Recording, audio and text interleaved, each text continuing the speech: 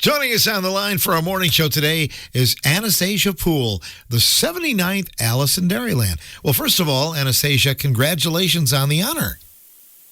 Thank you so much, Phil. I really appreciate that. It is truly an honor to be in this role as the 79th Alice in Dairyland. Tell us where you hail from.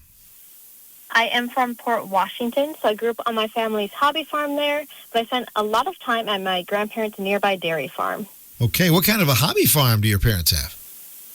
We have some like horses and goats and dogs and things like that, so kind of a little mix of everything. I've got 5 younger siblings, so we all kind of got to go into our different areas that we enjoyed. We got to know Sarah real well, Sarah Hagenow, and did she give you a lot of pointers on the new job? We did spend a lot of time chatting about what could come up this year and the excitement for what's coming, as well as some pointers, which included some things about travel time, which I've gotten a lot of drive time in the last 2 weeks already, so that's been exciting. Talking about some special things, nothing like the summertime in Wisconsin, and National Ice Cream Month. I'm guessing that's got to be a really favorite topic around the state, isn't it? It definitely is, and it's a personal favorite because ice cream is my favorite food. So it has been a great joy to share the love of ice cream for myself, but also for Wisconsinites. So why is it a perfect time for us to maybe taste a little bit of ice cream and try some flavors? Well, no matter how you scoop it, Wisconsinites love their ice cream. And Wisconsin has a history of producing high-quality ice cream and frozen custard thanks to the milk that comes from our state's roughly 5,000 dairy farms. And since we're coming off June Dairy Month, National Ice Cream Month is the perfect time to continue our celebration of dairy with our favorite frozen treats and show our support by buying local. Summertime is a great opportunity to chill out with local dairy foods such as ice cream and frozen custard, which are accessible, affordable, and great tasting. How can we use cheese to make our own ice cream at home? It's just another day in America's Dairyland using those versatile dairy products to make delicious meals and treats. This month, I am featuring a cookies and cream mascarpone ice cream. It's made with mascarpone cheese, which is one of the over 600 varieties, types, and styles of cheese crafted right here in Wisconsin. Mascarpone is very similar to cream cheese, but with a little sweeter, more decadent flavor. A few other ingredients for this recipe include whole milk, vanilla, and crushed chocolate sandwich cookies. So if you're looking to enhance your ice cream making skills, this recipe is for you. Awesome. Do people still make homemade ice cream around the state? Have you heard much about that? I have a little bit. I was just chatting with somebody about they were at a friend's for like an afternoon get together, and they had homemade ice cream to share with everyone. So it is still done. It's definitely possible for you and I to do as well. Dairy Farmers of Wisconsin has tons of great at-home recipes for everyone to try. Where can we find out more information or possibly some recipes? So if you're looking to help scream your support for ice cream, visit wisconsindairy.org/ice cream. You'll find the recipes I mentioned, ice cream activities, the stories behind Wisconsin dairy, and to find local ice cream shops around the state.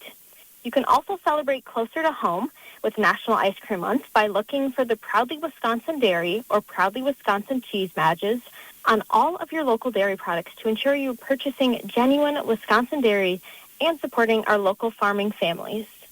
Dairy is a great thing that you're going to be promoting throughout your reign as Alice, and I know you're very proud of the ice cream factories and the cheese factories across the state, aren't you?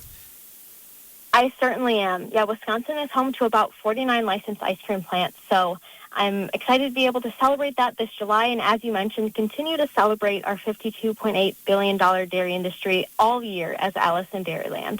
Do we eat a lot of ice cream across the state? We most certainly do. So in Wisconsin, our consumers continue to eat ice cream, and across the country, people eat about 17.8 pounds of ice cream each year. I'd like to say that I help bring that average up personally.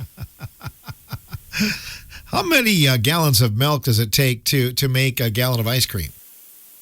It takes about 2 to 3 gallons of milk to make 1 gallon of ice cream, and one cow can produce enough milk for 3 gallons of ice cream in a day. Is it true that the ice cream sundae was invented in Wisconsin? Oh, yes, this is an excellent topic. So to Rivers, Wisconsin in 1881 is where the ice cream sundae was invented, and it was only sold on Sunday, and it cost a nickel. There is a place called Ithaca, New York, that claims to be the birthplace of the sundae, citing a 1892 newspaper advertisement as evidence. But I like to think Two Rivers, Wisconsin has them beat. Awesome. What is your favorite brand, well, not brand, but flavor of ice cream? I personally lean towards vanilla. I like to have that classic base and then add in a bunch of different toppings. And across America, the top 3 flavors in order are vanilla, chocolate, and strawberry. Yeah, you and I would get along well because we go to 31 flavors, and I pick the number one, vanilla, and because, you can do more things with it, can't you?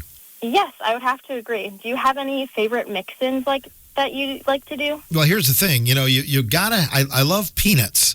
So salted peanuts. Yeah, they've got to be salted though, because the salt and then if you put a little caramel in there, and maybe a little bit of whipped cream on there, and a cherry on top. Wow, it sounds like a classic sundae almost.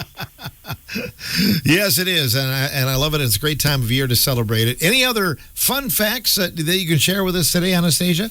I would have to say that Wisconsin is really excellent at producing that high-quality ice cream. In 2021, our frozen dairy production equaled 139 scoops of ice cream per person that they could enjoy all year. That's a lot. I would have to agree. We all need to do a little walking around the Badger State to walk some of that off, I think. I don't think calories exist during National Ice Cream Month. I have loved stopping by some local places in my travels to enjoy ice cream. Speaking of which, what's the itinerary? You're going to be kind of making your way and learning about the Badger State all summer? Most certainly, yes. So I celebrated, I'm about 2 weeks right now, and already been up north to the Rhinelander area a little bit. Stratford was Farm Technology Days, and I was on the west side of the state around the Cuba City and Platteville area as well. So I'm excited to continue those travels. Right now, I'm looking towards Wisconsin State Fair, August 6th through the 16th. So I will get to be there all day, every day, celebrating all the aspects that go with that, from dairy to youth exhibitors and some of the food. I'm very excited for State Fair food. So you've had to learn a little bit. Does anything surprise you about the state of Wisconsin and agriculture since you took over? That is a great question. I think maybe what's been a good reminder for me is having all this time driving across the state, I've gotten to see a lot of the landscape and all the different fields that we have. So from corn and soybeans to potatoes, just taking it all in and being reminded of the beauty that agriculture brings to the state of Wisconsin. Well, we can't wait to meet you in person. Safe travels to you, and stop by when you get toward Richland Center next time. Sounds good. Thanks so much, Phil. I have enjoyed meeting and look forward to being in person sometime soon. Anastasia Poull joining us, the 79th Alice in Dairyland, here on WRCO's Morning Show.